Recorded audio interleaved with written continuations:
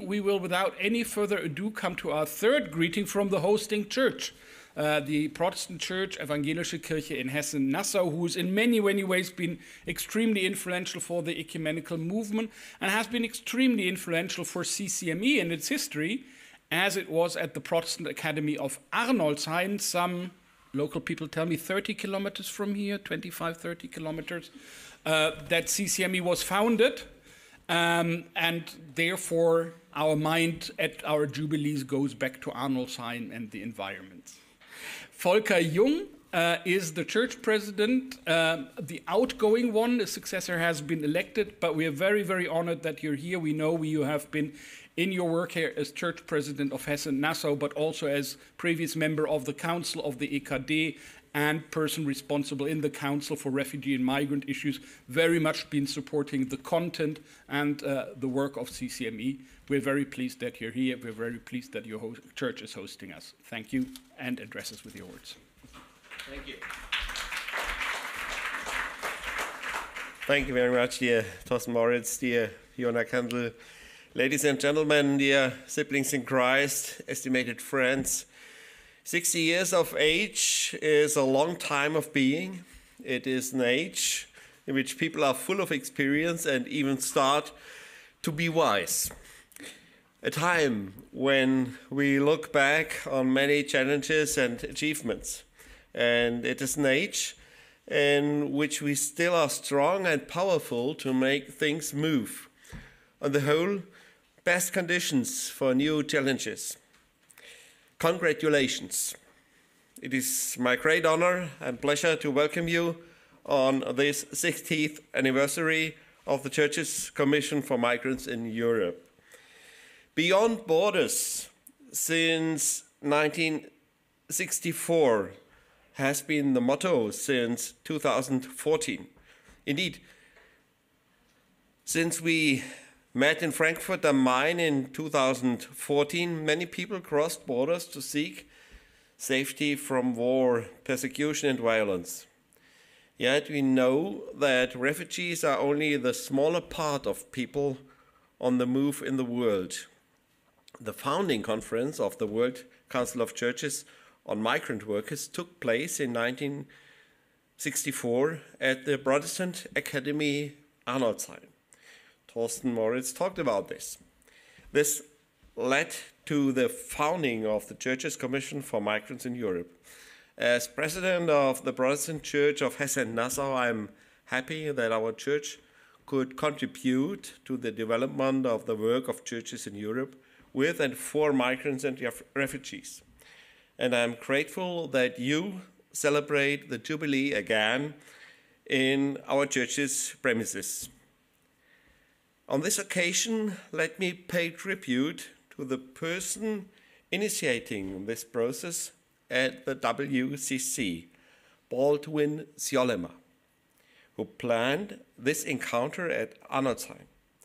By this, he showed vision and foresight of the Church's contribution in addressing the problems of international migration. Few years later, he became the director of the ecumenical program to combat racism. He stayed active in Geneva and maintained contacts with CCME until this year. In September of this year, he died at the age of 97.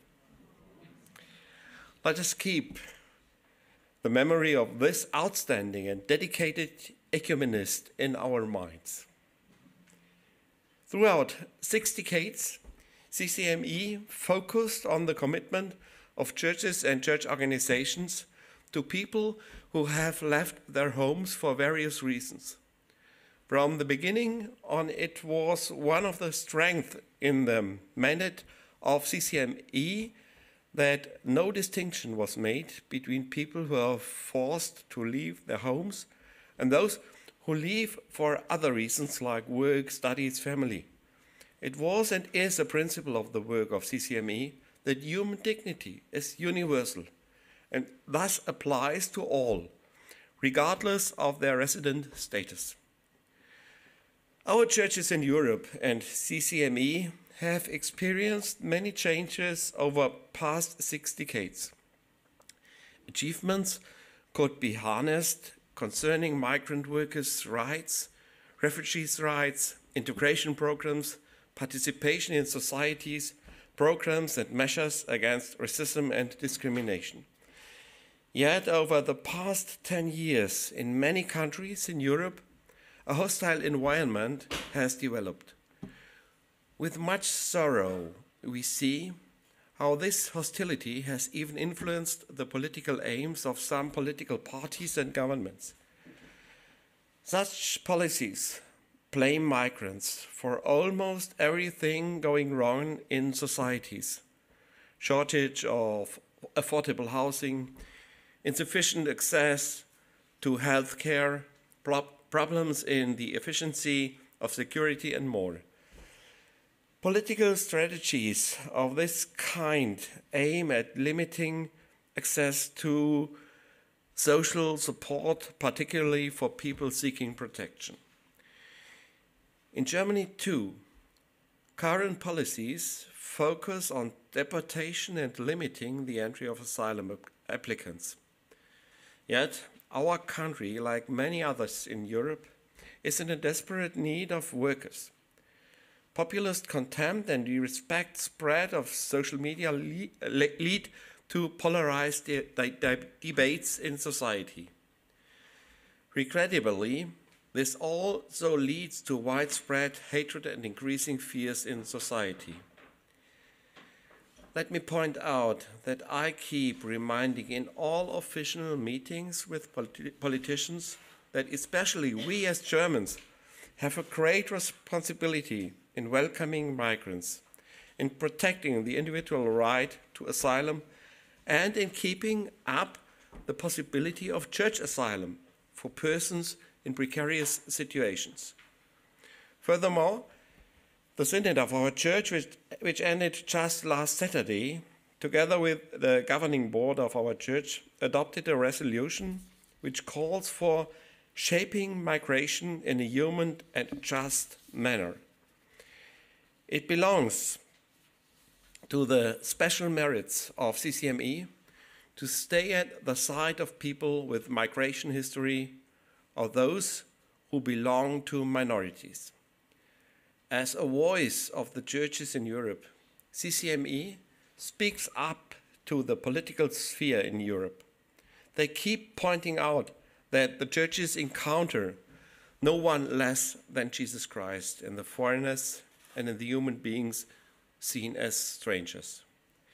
By taking a side for migrants, the Commission lightens the mission of the gospel and contributes to spread it. This approach also includes a critical but constructive cooperation in Brussels. CCME takes an active part in Europe. This includes much more than caring for an area of freedom, security, and justice, which should become a reality for all people living in the European Union, especially since this proclaimed reality has come under pressure by many retrograde movements in Europe. Last but not least, CCME always reminds all church representatives and dignitaries that despite all internal debates in our churches on its transformation and future, we should keep our eyes open for God's will and acting. This points to stand up courageously for a just and inclusive community in which all people have the opportunity to participate. It's my privilege to greet you also on behalf of the Protestant Church in Germany. Petra Bossehuber, EKD Bishop for Ecumenical Relations, writes in her message, I quote, "As churches, we stand up for the fact that every person has a God-given dignity. In these times, we urgently need to remind people that refugees have rights, simply because they are human beings. And these rights apply everywhere, even if some people do not want to accept this. It's for this reason CCME's work is needed, and CCME needs the support of the churches. Together, we can be a witness to humanity and the protection of the weak that we are called upon to provide. This is the end of the quote. Globally, we live in times of multiple and complex crises and transformations.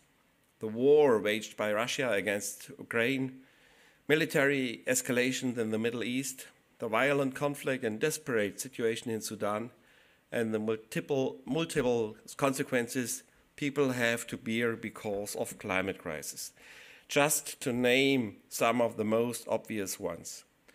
They all call for a distinct appeal in favor of armed people. We must not turn a blind eye to the situation at the external EU borders. Therefore, the CCME motto, Beyond Borders, remains of central significance. The title of this conference, Protect People More Than Borders, is a call at a critical moment in time. Indeed, the mission of CCME in the past and in the future aims at reaching beyond borders in line with the ecumenical vision, searching for unity and diversity. May the Spirit of God, which always transgresses all borders, keep inspiring all your reflections and actions. I wish CCME all the best for its work. Lots of courage and, of course, God's abundant blessings. Thank you for your attention.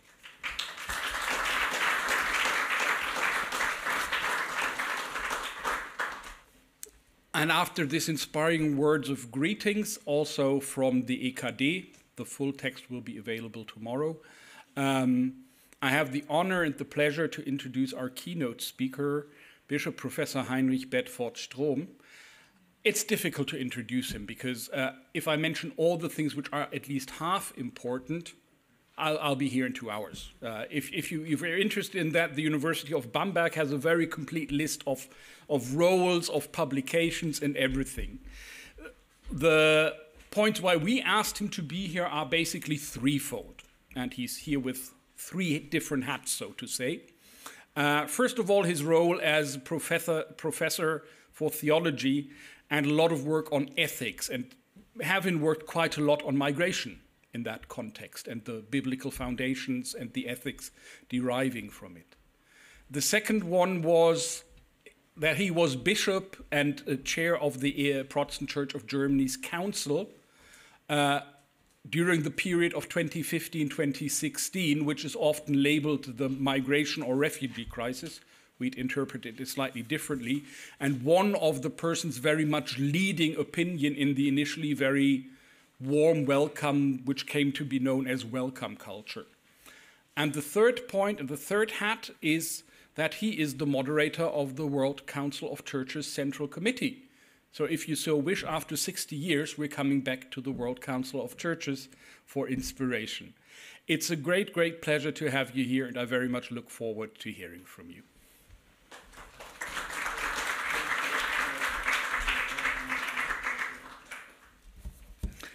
Well, thank you very much, dear Torsten, for these warm words of welcome. It is indeed a real joy for me to be here because I feel so connected to the work that you're doing every day. And I've already, when we had coffee and I had talks, I have already sensed this connectedness in the common involvement, the common commitment with people who are refugees wherever they go. So this is a special occasion, 60 years. It's not 100 years. It will be 100 years, hopefully. It's 60 years, but thinking of the work that is being done, that is also represented here, and all the blessings that come from that work, it is really a joyful occasion. And I was moved when, Volker, you just mentioned the name of Baldwin Siolema. because I had just written condolences when he died in the age of 97, I think, and I think WCC published it also. And I do admit I did not know that he was the one actually who was the initiator of this, what we celebrate today. I praised all his commitment to migrants and to this cause, but I didn't, in my research, didn't get to knowing his role for CCME. So that is an additional nice thing to know, a nice thing to hear. Of course, we also all know that being together and trying to give a push to this work has almost never been as necessary as it is in these days, in these months, in these years. I have looked over the preface that we wrote for a memorandum on migration of the EKD, where Volker Jung was one of the main motors. Migration menschenwürdig gestalten, shaping migration in a humane manner. It's actually also as PDF in English at the EKD English homepage. I can recommend it. And in the preface that the chairman, it's from 2021, the chairman of the German Catholic Bishops' Conference, Georg Betzing, and the chairman of the National Council of Churches in Germany, Arbeitsgemeinschaft Christlicher Kirchen in Deutschland, Archpriest Radu Konstantin Miron, and myself as chairman of the EKD, in that preface that we signed together, we wrote something that I would want to repeat here now. It's sobering and it's unfortunately very timely. Imbalances between the countries of the global north and the global south have continued to increase over the last 2 decades despite some countervailing movements. The biggest part of all refugees live in developing countries. Only a comparatively small proportion reaches Europe. Nevertheless, the member states of the European Union are fiercely debating the admission of refugees. Time and again, massive human rights violations occur at Europe's borders and people seeking protection drown in the Mediterranean. Despite all the achievements of European unification, it is a sobering realization. A common policy that breathes a spirit of humanity and solidarity is currently not in sight in Europe. And 3 years later, we can set exclamation marks, several exclamation marks behind this analysis. And that is also exactly why we are together. That is exactly why the churches of Europe have united to defend those values that so often are being called Christian values on which Europe is supposed to be built. So I think as churches, we are really the ones who must help interpreting what those values are that they always talk about. That's only one reason why we as churches have to speak up, why we need to be public, why we need to be engaged in public debates, and also why we need to remind ourselves and the public of what those Christian values actually are. And I will try to do that in the limited time I have. I was also asked to give some biblical insights that you might know. But I think we need to remind ourselves again and again that this is not some sideline in the Bible or in our tradition. It's at the very core. And you cannot be a Christian without being touched by your neighbor and by these things that we talk about in our work. Maybe one sentence was mostly publicized and mostly heard, but also showed most clearly why this is so important. The sentence came from Dr. Sandra Bilz, a German pastor, who gave a sermon at the end of the German Evangelischer Kirchentag, Protestant Church Convention in 2019. And the sentence she said was, "You don't let anyone drown, period." Man lässt niemanden ertrinken, Punkt. It's now the title of a great exhibit that I have opened at several locations in Germany already. It has that title. And even Wolfgang Schäuble, the parliament president now, he has died, but a few years ago, he was one of the openers of this conference together with me, of this exhibit.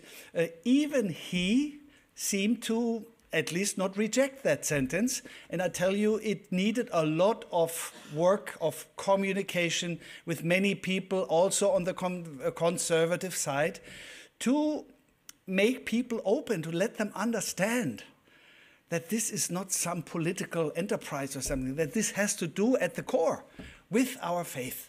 And I must say, I could tell a lot of moving stories of conversations where people have changed their minds because they have understood. And a big part of it is really talking about the Bible, talking about what is not our own invention or political ideology.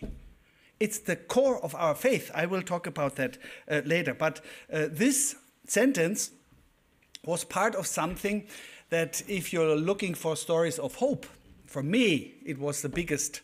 It's the biggest story of hope in my time as a bishop, I must say. I watched these pictures on TV, these news pictures, when refugees were drowning. And you could see the pictures, and you were sitting in front of the TV and thinking, this cannot be. Why are they drowning? I felt powerless.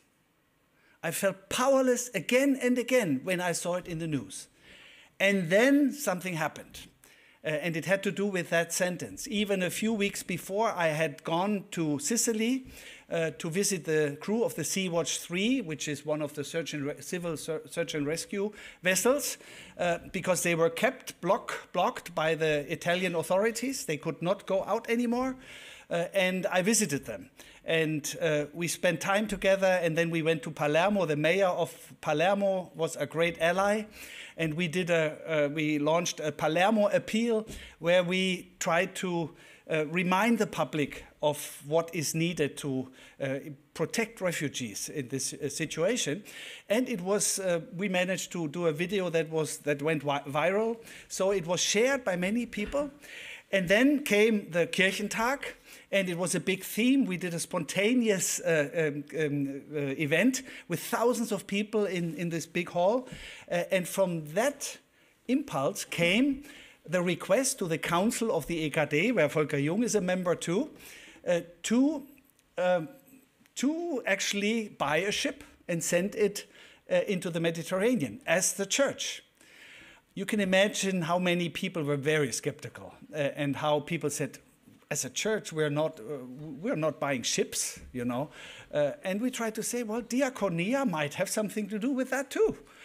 So to make a long story short, the miracle happened. We could convince the Council of the EKHN, the governing body of the EKHN, and the Synod of the EKHN to engage in this adventure, I must say.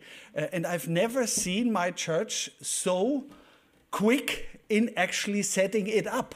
We talk about it sometimes as a tanker, like a big thing where it's really difficult to govern it to one or the other direction. In this case, after the first difficult weeks, it went really fast. Some people took it in their hands, and this happened all in September, this meeting. You will remember it, Volker. And then in December, we did a press conference founding United for Rescue, an alliance of organizations initiated by the EKHN, but now joined by 953 members, not people, organizations. One of the first joiners was the Swiss Catholic Bishop Conference. I was especially happy about that, but also enterprises and everything. So within 6 weeks, until January 20th, we had 1.2 million in donations. And we bought the ship, and then the pandemic came, but a little later, it went out, and now it's 4 ships, 4 vessels that this Alliance United for Rescue pays for, supports, and they have saved thousands of lives. So this person, this bishop or whatever I was in that role, that was sitting in front of the TV, is now in a different situation. I watch these pictures, but I know we're not letting it happen. We are speaking up. And we have many, many, many people from all political backgrounds, I must say, who understand that this is not something, some hobby of some political people or whatever, but this is something that touches the very core of our Christian mission and Christian witness. So overcoming feelings of powerlessness, that's an issue that we all probably struggle with. This is a story where it worked. So let me remind us, and in terms of the refugee times in 2015, of course, there would be many stories to be told, positive stories that I don't have the time for. But I always remind us to not let this narrative be destroyed. A narrative that showed that many, many people that you never saw in the streets or in the churches or whatever understood that this was a special situation where we were needed to simply help, to do what is decent, help people who are in need. And the stories that I have in my heart, they are stories of hope that still sustain me, because I know it's possible to get this feeling out that is in most people's hearts somewhere. This intuitive feeling that leads you to spontaneously support people in need. So many stories. I wrote a little book, Mitgefühl, Empathy is the title of this book, where I described all these experiences, and I think that the stories should be told even today. And those people who criticize or laugh at those people who were applauding at Munich train station when people arrived, the Cardinal of Bavaria, of Munich, and myself, we went to the train station. I saw it, and I had tears in my eyes. This is something we should not let them allow to take us away, or to take our people away. Now let me say why I think that these biblical stories that most of them we know, are so central. And I will begin with the simple credo of the Jewish people, which is something absolutely basic for the Jewish religion and for us as well as the younger sister of Judaism. And it goes like this. You might know it. A wandering Aramean was my ancestor. He went down into Egypt and lived there as a stranger, an alien, few in number, and there he became a great nation, mighty and populous. When the Egyptians treated us harshly and afflicted us by imposing hard labor on us, we cried to the Lord, the God of our ancestors. The Lord heard our voice and saw our affliction, our toil and our oppression. The Lord brought us out of Egypt with a mighty hand and an outstretched arm, with display of power, with signs and wonders, and he brought us into this place and gave us his land, a land flowing with milk and honey. This is the very basic confession of Judaism, but also of our faith. And it's a migrant story. The whole Bible is a migrant narrative. This cannot be just coincidence. It's basic. It's not in just one tradition. It goes through the whole Bible. So the Bible is a migrant narrative, and that's why it is so interesting how the commandments in the Old Testament, what reason is given for those commandments. You know, we know how people have a long time dealt with commandments. You shall or you shall not. And this is literal in the Old Testament, but it's not meant like you're a bad person if you don't do it this way or that way. This is not how it's meant. Listen to how these commandments are based. And I find it fascinating. It has to do with that credo. To put it in one sentence, treat the stranger in a good way because you have yourself experienced how it is to be oppressed, and I have led you out of slavery. That is the basic, the basis for ethics already in the Old Testament, and as we will see, then also in the New Testament. And I'll just read you one short quote, and there are many more that you will find in the Old Testament. You shall not oppress a stranger, because you know the stranger's heart, because you have been yourself strangers in Egypt land. And then I have led you and liberated you out of the situation. So it says, basically, you know how it is to be vulnerable. You know it. Think of it. Remember it. And the Jewish people remembers this as if it had happened in their own lifetimes. That's their understanding of remembrance, and I think we can learn a lot from that. You have experienced it, so please treat others the same way you have been treated by me, by God. So it's rooted in theology, in the very literal sense, in talking about God. This is how the commandments to protect the strangers in the Old Testament are founded. And to not be too long, I'll just leave it with that. But you will find it at many, many places, always with that literal, with this sentence following, because I have liberated you from Egypt land. And if you think of the New Testament, you might have already noticed that this structural design of ethics in the Old Testament, especially when it comes to strangers, to refugees, to aliens, is exactly the core of Jesus' teaching in the New Testament. You all know the double commandment of love, which I like to call the triple commandment. Love your neighbor as yourself. You can love yourself. And the first part is love God and your neighbor as yourself. So love God and your neighbor. And then when you look at Matthew 22, verses 37 following, where you find this, you will find a continuation. It says, this is the law and the prophets.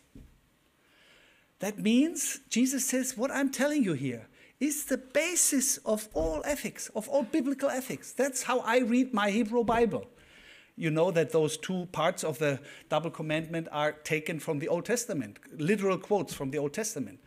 And now what fascinates me is that that same sentence is only existent at one other place in the New Testament, another central place, in the Sermon on the Mount, in Matthew 7:12.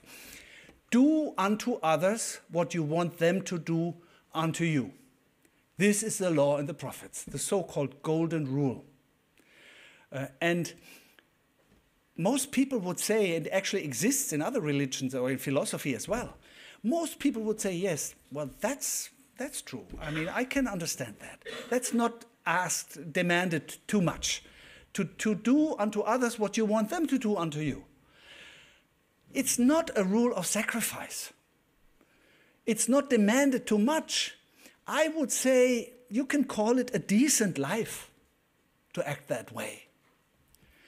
And now if you see that connection, if you connect it to the rules to protect the stranger in the Old Testament, you will see that what you are doing, that's what we try to put into the public, is not only something at the core of our Christian faith, but it's also something very plausible for all people of goodwill.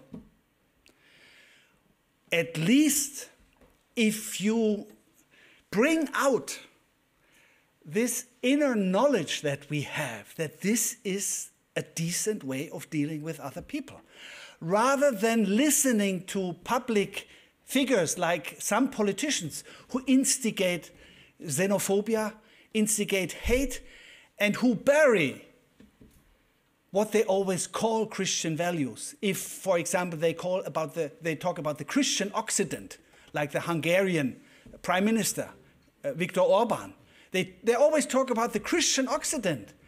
And what they do is the opposite of what Christian life would mean.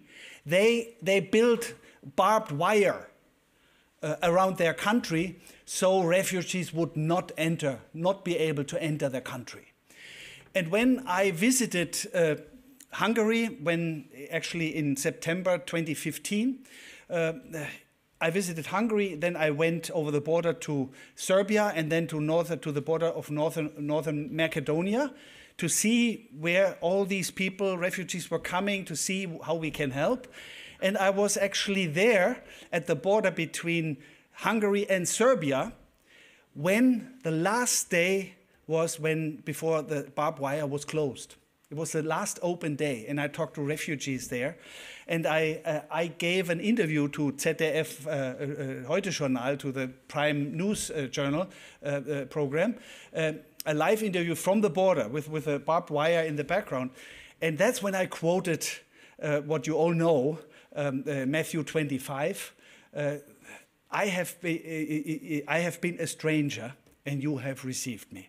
What you have done to the least of my brothers and sisters, you have done to me. I don't do that so often to just quote the Bible in public, but I think people understood, the wider public understood in that situation, that it is something very major what is happening here, and that it has to do, at the core has to do, with how we understand our Christian heritage in this big continent of Europe. So there is a lot of stuff in this biblical heritage that we can, I think, very effectively use for our witness and for our effort to try to let people understand that if we do not want to lose our soul as this continent of Europe, we have to remind ourselves what that Christian heritage actually means. By the way, it also means to be inclusive with other religions rather than protect Christianity by barriers. But that is another thing. So one of the things that people normally then say is, yes, love your neighbor, I understand that. And I try to live it. But people in other continents, I mean, I have my prime responsibility with my family. And I try to do my best. And actually, a lot of people do that in an impressively, lovingly way, even though they might reject being open to refugees. Now, that is why a second question is so important that has been dealt with in academic scholarship, but that is very relevant, I think. The American theologian Stephen Post has rejected this notion of universalism that had been promoted by people like Gene Outgar, has written a famous book on agape, on love, pleading or advocating a universalism of love. And Stephen Post says, no, that's wrong. There's something like special relations, and it's a natural order that God has put us into certain relationships where we have a special responsibility to people like our family, to our children. And that's why you cannot just transfer that commandment of love to the whole world and receive everyone in the same way. This is basically the argument. I try to explain it without all this philosophical language, but this is basically his argument. Now, there's a lot of intuitive plausibility, but because, of course, if you have children, you look after them first, clear. But you can never put it against the other task, the universal love. It might mean something different. You cannot have everyone in your family, of course not. But I think the only way to interpret the commandment of love really authentically is what I would call a concrete universalism, which means that, of course, you cannot treat everyone like your son. But because you know how vulnerable your son or your daughter is, because you know how a father feels who cannot feed their family, that's exactly why you get involved in the universal realm. That's exactly why you can feel the pain of a father in Southern America or in Africa, wherever, where there is a drought or whatever the reason is, and they can't feed their children. Or there are systemic injustices that keep him or her from doing what they want to do, earn money to nourish their family. Because you know how that feels, and because you love your own children. That's exactly why you get involved. That is the way you should put special relations in relationship to universalism. And I can tell many stories about my own family. I have 3 sons. That's exactly my reaction when I see in TV, I see how other people who did not do anything to come into that situation, how they have to struggle. Because I know how it is. And the day before yesterday, I became the 3rd time grandfather, a vulnerable little human being. How could you not feel empathy? That is why these 2 things cannot be played out against each other. That is the one argument against our work. And there's another argument that we hear again and again. And it has to do with a pair of 2 terms that the German sociologist Max Weber once formulated in an article, Politics as Vocation. That's the title of the article in 1920. And he talks about Gesinnungsethik and Verantwortungsethik, ethics of conviction and ethics of responsibility. And he says that politicians, they cannot just rely on ethics of conviction, because you might say certain things must happen because I believe in it, but you don't really think of what consequences it has if you take your wish literally and act that way. For example, peace ethics, that's the way it's being used most, that people say you cannot just say it's wrong to use weapons, rather than imagining what happens if we do not protect people by weapons. So you need ethics of responsibility, which means I have the responsibility for other people, so I sometimes have to do things that are not in tune with my convictions. That is the argument. And then they have said, they have called the peace movement naive, or called you naive, because you think being so welcoming to refugees can work in any way. They will come in masses and everything will be destroyed here. That's the way they argued with it. And there's always something true in it. Of course it is true that if you follow an ethics of conviction exclusively, it could happen if you do not think or are not ready to think about what consequences it has. I understand the criticism, but it's wrong to oppose those 2. Because, of course, people who do this, they feel a responsibility. It's not naivete. The question is, what is the realm of my responsibility? And that is where the difference is. Right-wing people in Germany, right-wing populists say, my responsibility is my country. So that's why we need to protect our borders against these people that are destroying our social life, and we don't have enough apartments. Some of it is true. We do not have enough apartments. But they draw the conclusion that then we should protect Europe or Germany with a wall to keep people from coming here. So the realm, the horizon of responsibility is national. Others might take Europe as their horizon of responsibility. So they say, how can we protect the European borders? That's what we're experiencing right now. Now think of what I just said before. If that is true, then you have a different horizon of responsibility. And that horizon has already been named before me, and that I will repeat. Every human being is created in the image of God. Not every German, not every European, every human being. That's what we say every time when we speak the credo in our churches, every Sunday.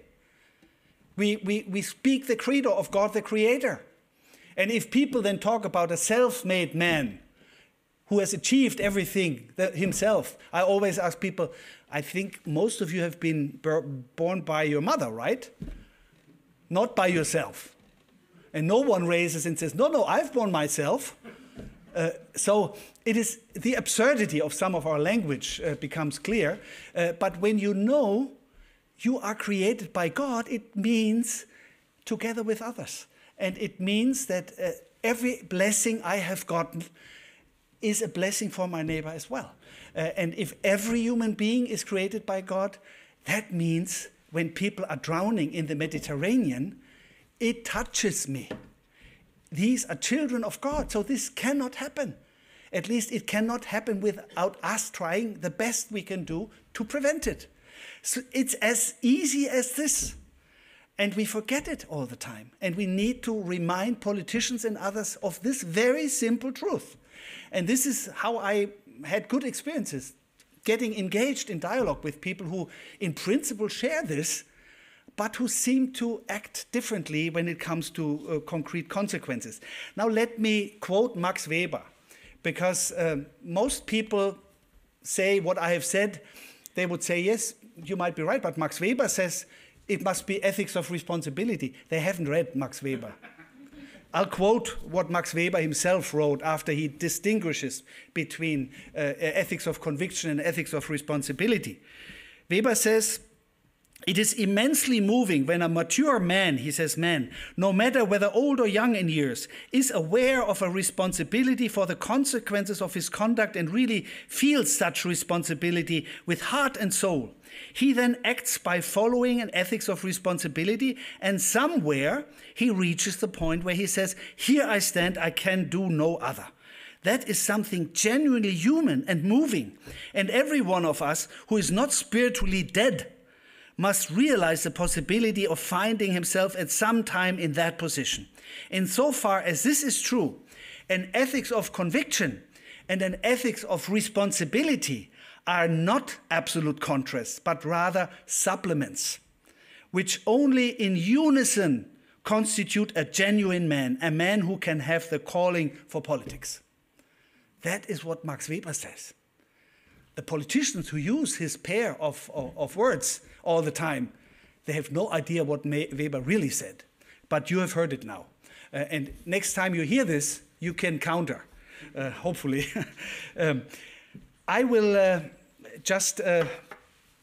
I must end. So I will leave some out, but you will get a manuscript. And I will just remind you, and I know this can be short because I know it's going to be talked about here, and it's in the program, the concrete things that the churches are advocating. Of course, I could now talk about the European asylum politics, the newest, the Pact on Migration and Asylum, and this new idea that the camps will be outside the borders of Europe, with the reasoning that then it can be done very soon, and those who do not get asylum can be sent back, and it's going to be really short. They're going to be for 4 weeks in these prisons, and then they possibly must go home. What will probably, unfortunately, happen is exactly what we have experienced in Moria, for example, in those camps that were, everyone at some point understood that this was beyond human dignity, what happened. Those countries that do not take asylum seekers who have been denied from Germany, they will not take them when they're at the border outside Europe. They will not take them either. So these people, including children, will stay in these prisons, and that is beyond human dignity. And that is why it is good that the churches have protested against that.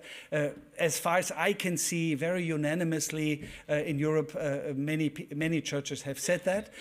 And I could go on with other things that the countries of Europe have decided now, but your experts, I do not have to tell you that. I just want to mention, and you can find some content in my manuscript, I want to mention the 10 convictions that the EKD has published in 2017. It's very short, and you can, in a way, get a summary of where the churches, at least in this case the EKD, stands, and all the things that we have already talked about. These things show up there, so I think there is a strong voice of the churches already now, and I've also summarized a little bit of the consequences of that ecumenical memorandum of 2021 that also at the end has several consequences that they draw from what they have said in the content of this paper.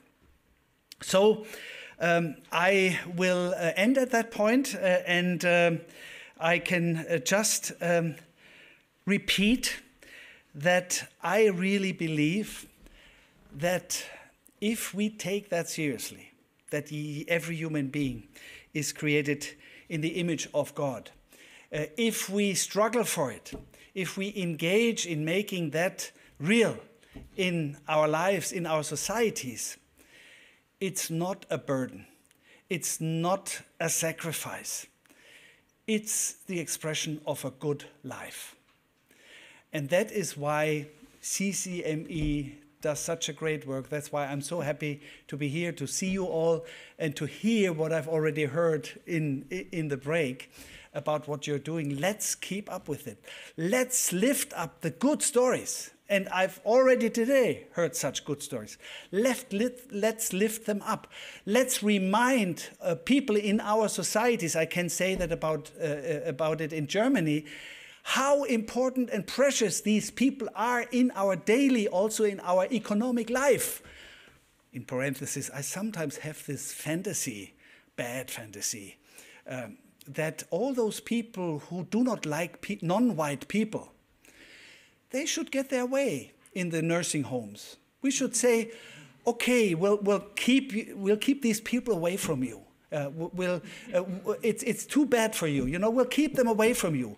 And then they will call, and unfortunately, nobody is there that would fit their criteria to clean them up or to give them something to drink.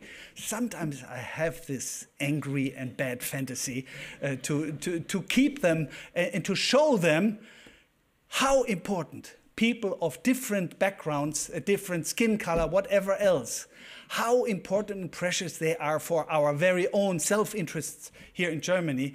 And that's why it goes way beyond Christian love of neighbor. It's also simply prudent to be open to people from other countries and to try to create a world in which everyone respects each other and everyone recognizes how precious the other one is. Period. Thank you very much.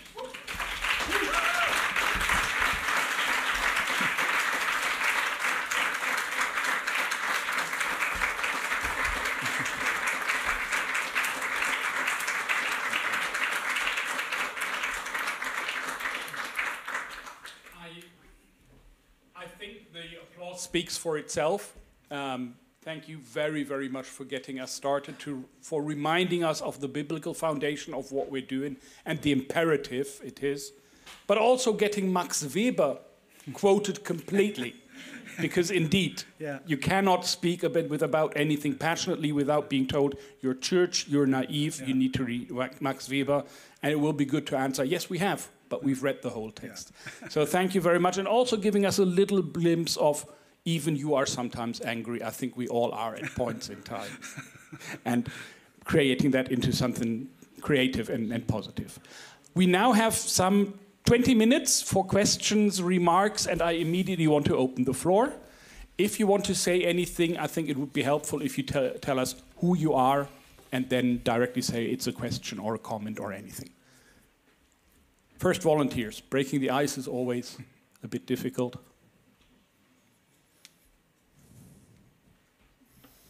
You can also tell a story. You can also tell a story. Just simply continue. It doesn't have to be a question. Yeah. John East from the United Reformed Church in Northwest England. Oh, thank you. From Northwest England. I note your issues over geography on the Mediterranean. The United Kingdom has a certain amount of water between itself and France and whatever. We've got our own struggles in the UK. This has caused us great issues over how we deal with it.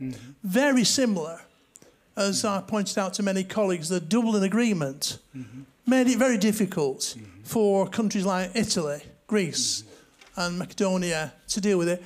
It reminds me of an asylum seeker that said to me, who came via Norway and said, "It's bloody cold in Norway."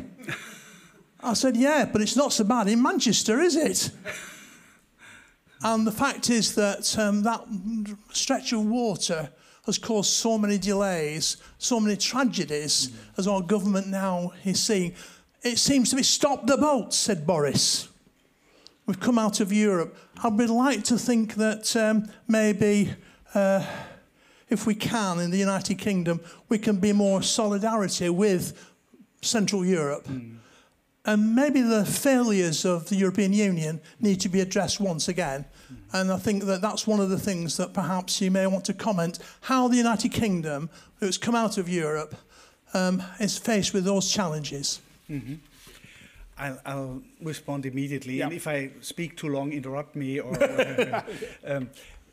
so first of all, I would say the story of United Kingdom and of Brexit, I think is an important story to reflect upon in the aftermath. Because I think you know it better than me, but what I hear and read, a lot of people regret it.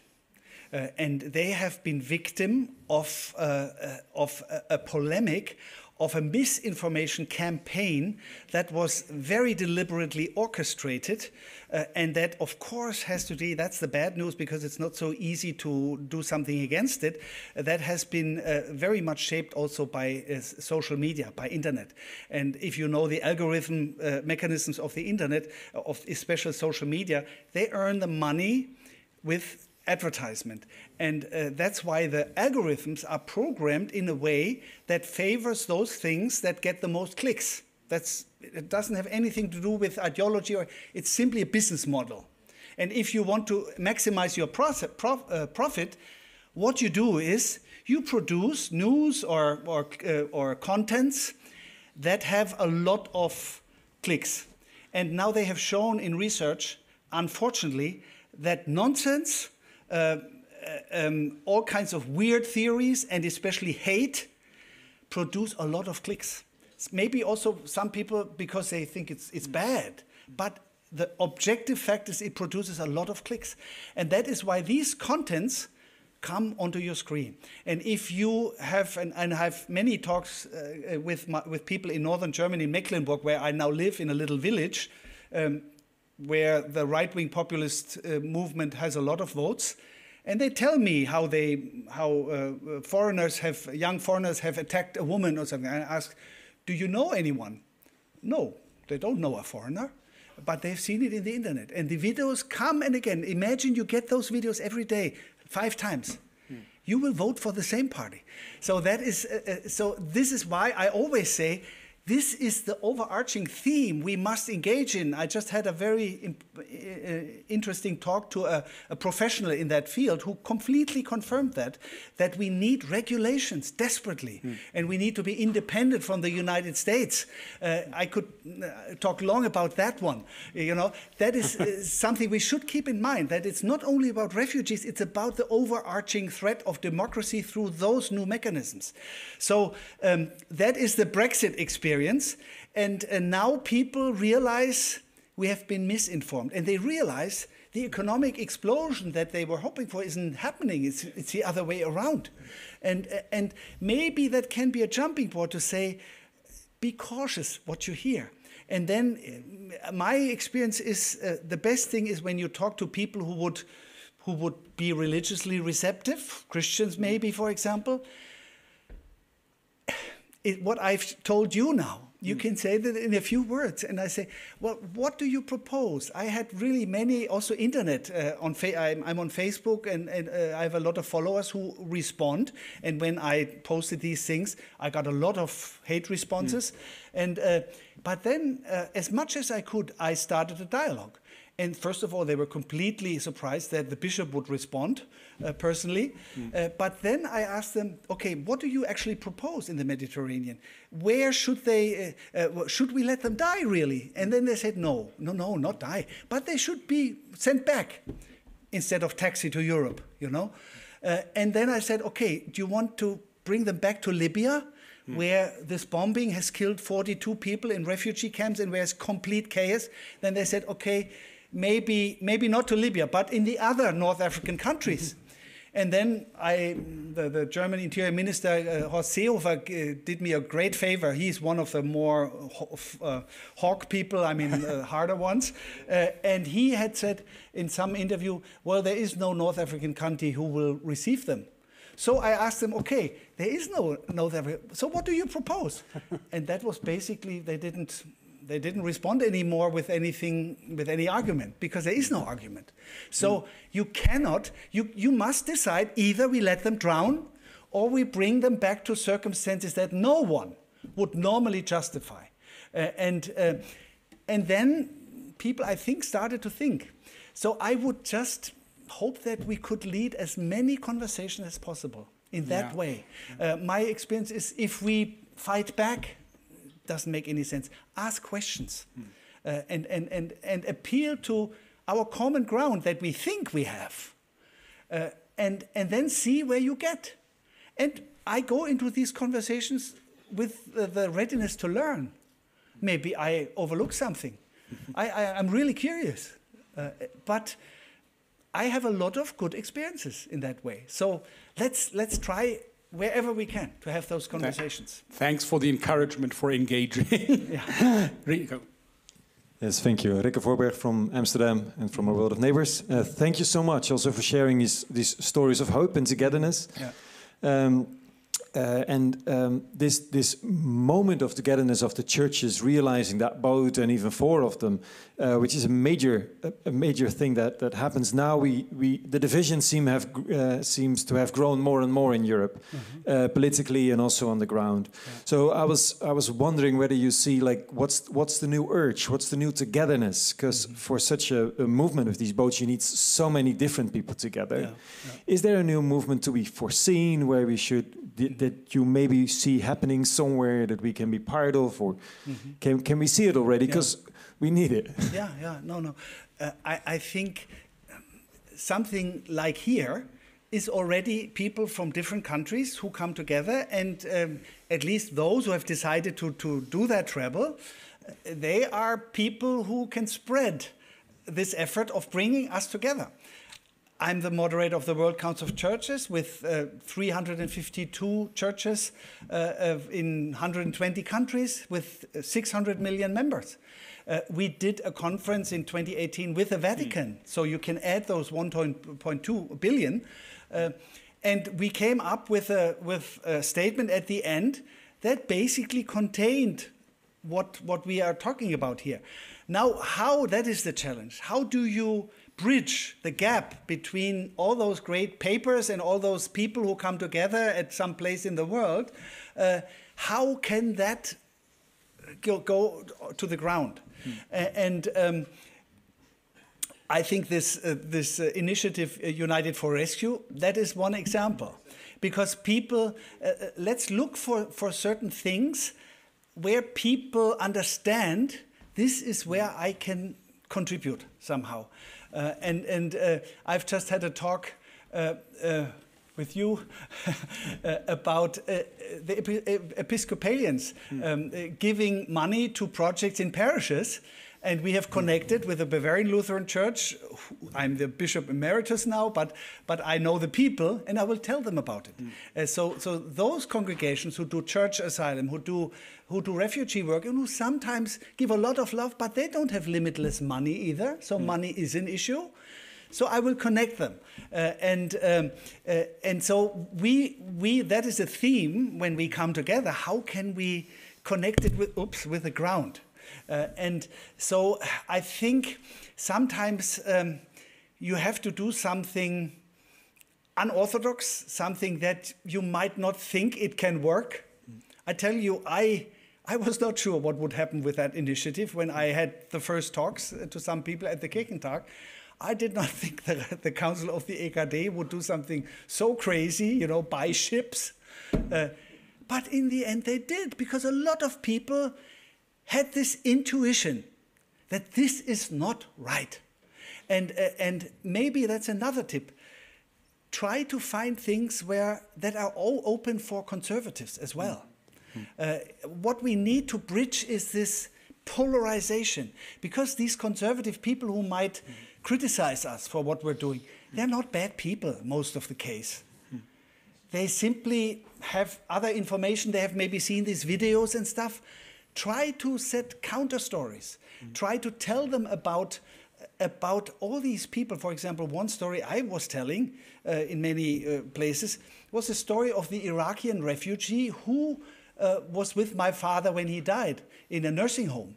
And he told me once, your father was my teacher. They have talked at night all the time. And my father said, this is my favorite nurse. He came from Iraq. He was one of those people. And this is a story where you get positive inspiration. And share as many stories like that as possible. And then maybe if you can appeal to those basic convictions that are in people, maybe you can open up the situation. But maybe the most important thing is don't instigate even more polarization, but try to listen and try to see why good people follow these right-wing populists. Thank you very much. And maybe just to remind that going beyond borders for CCME means also churches' borders. Yeah. And for those of you who want to read Bishop Heinrich Bedford-Strohm gave an address to the executive committee recently in which he talked about talking to power with prophecy and prudence, which very recommendable lecture. Arling. Thank you. Thank you very much, Bishop. Really appreciate your inspiration around what has become for Europe and for Britain a complex and very difficult issue. But I want to make a statement and then ask a question. I think on Brexit, we were told that Britain would regain its sovereignty. The statement I want to make is that we are still waiting because we never lost it. Many people believe that we had lost our sovereignty. But here's the question. There's been a lot of rhetoric about Britain establishing partnerships with European countries in order to build a platform within the countries of origin from which migrants would come, as a way of enabling migrants not to take the journey at all, but to find within their own confines, within their own countries, the possibility of life. What would be your sense about that? I think it's great. And we are doing it. The Lutheran World Federation, for example, has a program, Symbols of Hope. If you search for that in the internet, Symbols of Hope, Lutheran World Federation, you will find the homepage. And I've talked at the All-African Conference of Churches that feed on lead in Abuja like a year ago in November. I've talked to the Nigerian bishop who was responsible for it and the Ethiopian bishop who is responsible for that program, because those are the two main countries. What they're doing is exactly what you're talking about. They're trying to keep people from going into the desert and risking their life. And they encourage them to stay in their homeland and do something, get training and coaching and all these things. So it's simply wrong if people tell us we are calling everyone to Europe. Actually, you could even call it unethical in some respects to do that, because it's a brain drain for some of those countries as well. So we need to be cautious about that too. But this is not what we're doing. We're trying to, for example, as churches in Germany, we get a lot of government money because they know that we are more effective in using it well. We have hundreds of millions of euros that we invest in Bread for the World projects and all these things that are on the ground, that are small, and where we have people who can make sure that this is normally people from that country who can make sure that this is a good project. And we reevaluate it, and this is the way we work. And we do it all the time. And those people who criticize us for receiving all these people, calling them all to Germany, rather than fighting the root causes, I tell them, what? That's what we're doing every day. It's not an alternative. I also say, you know, we can discuss migration policy, all these things, but not instead of saving human lives and treating people in human dignity. So, of course, we should set incentives for people to stay and build up their own country, of course. But if the structures are in a way that they don't see any possibility, then we are there for them because they're human beings. That's the way we argue. We're not saying, you know, come everyone here. I mean, that's what they always tell us that we're doing, but that's not what we're doing. We simply help people where they are. And the best case is if they can stay at home. They don't like leaving their country. Stay at home, and we need that direct assistance with projects and everything. We need a climate policy that is the best refugee policy of the future, which means preventing climate change, further climate change, because all these things are so close-sighted, are not far-sighted at all. Because, of course, if climate change continues, everyone who has only a little knowledge knows that the refugee movements will be huge.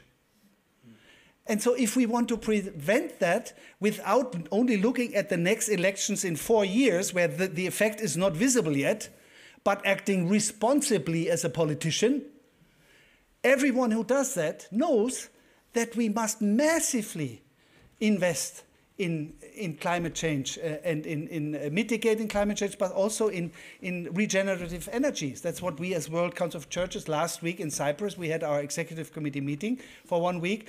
That's what we said at the end, of course. We're trying to do that wherever we can. So everything that can be done, and of course systemic injustices must be overcome as well to do that. Everything we can do that people can stay in their country and build up their country must always have priority, but not instead of human dignity and instead of saving lives. I'm now between ethics of conviction. We should continue with all these discussions, and ethics of responsibility. We have only a few minutes left, and I'm trying to find the middle way between it by allowing 2 quick questions, one after the other. Thank you. Thank you, Bishop. My name is Benga. I'm representing the Council of African Churches of Caribbean and UK. Great. My question is very closely aligned to the last speaker, but my question is this. Can we find out what is the root cause of immigration? What is the root cause of it? Now, in UK, which I have much experience in, you know that the governments now, they are dedicating most of their power towards actually legal migration now. Not even illegal immigration, that's what they are attacking.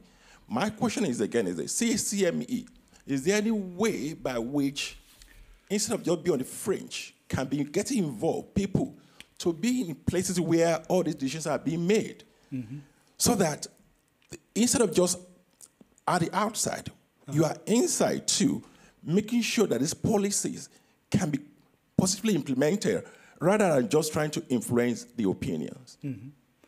Well, I think the answer is relatively short because it's so difficult.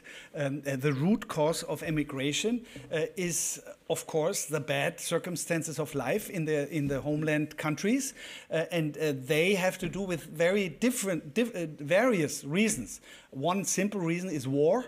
And if you look at Sudan, which we also had a statement on at our executive committee meeting, it's a terrible situation, and 10 million people are threatened of starvation, and it's terrible. And of course, there are 2 generals or 2 military people who fight against each other. It's about, I was told, basically about these power fights.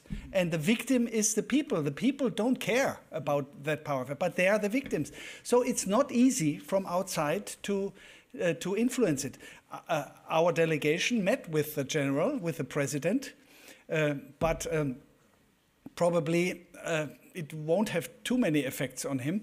And then of course in other situations you think about, is the United Nations an actor that can prevent more violence, that can protect people? So it comes into this discussion on how can you protect people? In this case, I don't see any really realistic way. So these things, wars, of course, are one thing. Then, of course, economic injustice, corruption. That money that is maybe even given to those countries, disappears in the pockets of the powerful. How can you change that from the distance? But then, of course, systemic injustices, because the world market, you know it. I mean, I don't have to explain it. How if the chicken subsidized by the European Union is cheaper on the world market than the chicken that the person in Ghana, the farmer, produces, no wonder that they're getting bankrupt and that they're starving. So these kind of systemic injustices in world trade must be overcome. So it's something that is political, but also something that has to do with the internal politics that is not so easy to. It's basically those people in the country that are the only hope. And there are some countries where you can tell that people are not accepting this anymore. But what do you do against weapons, against brutality and everything? So that is why it's really difficult. And I'm not an expert on world politics to say the details, but I've mentioned climate change. Of course, there are certain things that we can do and other things that we can pray for. Okay. Thank you. Hi. I'm Joël Tonnet from CCME, and I'd just like to say thank you for sharing your experience with us. I'm particularly touched, and I'd like to know how is it that we can promote the voices of the migrants so that they can have an individual identity rather than be reflected as in a collective, and and so that the public can perhaps connect with them as humans, as individuals, mothers, children. Yeah, thank you for that question, because I think it's crucial. I think that is actually crucial for the whole thing. You must give people faces, names, identities, stories. And we have done that in many ways. For example, I've contributed to a book where all those stories are written down, and even a book where all the names are written in. And we have done with the Cardinal of Munich, who at that time was also the chairman of the German Catholic Bishop Conference, Reinhard Marx. We did together as a worship service in the Munich Cathedral, the central cathedral, where we had a big boat, and one of those refugee boats. It was in the church before the altar, and we had people read the names. All the names we knew from people who were had drowned in the Mediterranean. We just read the names. And at some of the times when the names were in, the people who read the names, they were relatives. They were crying. They were stopping and cried. Everyone who has heard that, seen that, experienced that, will never forget it, because people get names, and you see their parents, their brother. You see them cry. And that's also why it is important that these stories are told in the media.